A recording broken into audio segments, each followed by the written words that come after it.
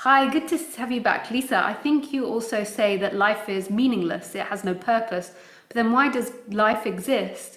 Couldn't there be couldn't there be nothing at all? Um,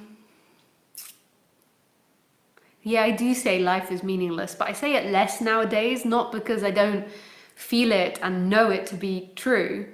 Like, it's not that it's true because it's a word, but I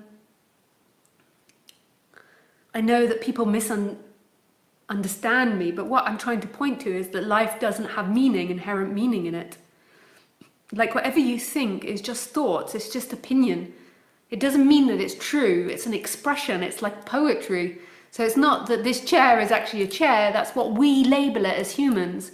So everything is meaningless. So if you've got an idea that you're living your life because you need to help others, just remember that you made up all those words. You made up the idea of help. Khaleesi doesn't know help or not help, but yet if I were in danger, she would run to my aid, but she doesn't know that story.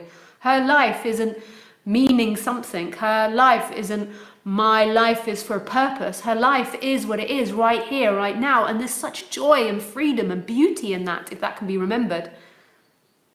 The life is here and life is free right here. It's without any meaning. What happens in most humans is they identify with time and then they put meaning to everything, and that meaning becomes negative because of the nature of the mind and because they begin to suffer. So they keep imagining negative things. They keep imagining that life has no meaning, it's dark, bad things will happen, or there's no meaning to it, so it's pointless. Not what's being said here at all. That's your interpretation. That's what your mind did to those words. You got into the story yourself that life is meaningless.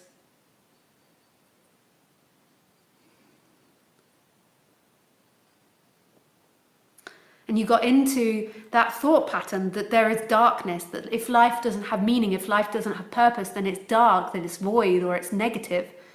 That's your interpretation of it. That doesn't mean that's the way life is.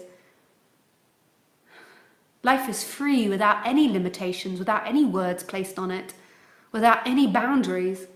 Even your energetic boundary of feeling like you're inside of the body is an imagination that's become sort of a reality because you've said it so many times to yourself, you feel it.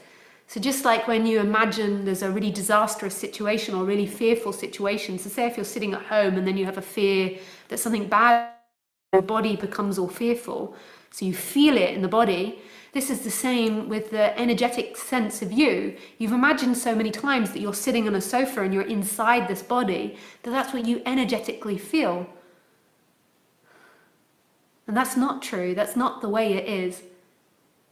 Life is meaningless. Life does not have inherent meaning in it. It's free. It's wondrous. That is not dark, and that is not negative, and that's not depressing. It's only depressing to a person that's always been taught to find their meaning in words.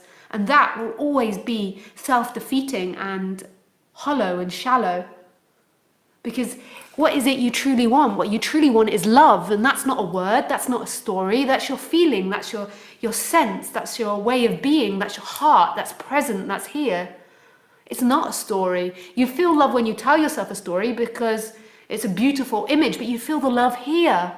It's not belonging to that story, it's not inherent in those weird words, it's right here, it's present. It's who you are. And sometimes it gets stronger and sometimes it's less, but it's there all the time, glowing gently in the background, loving itself.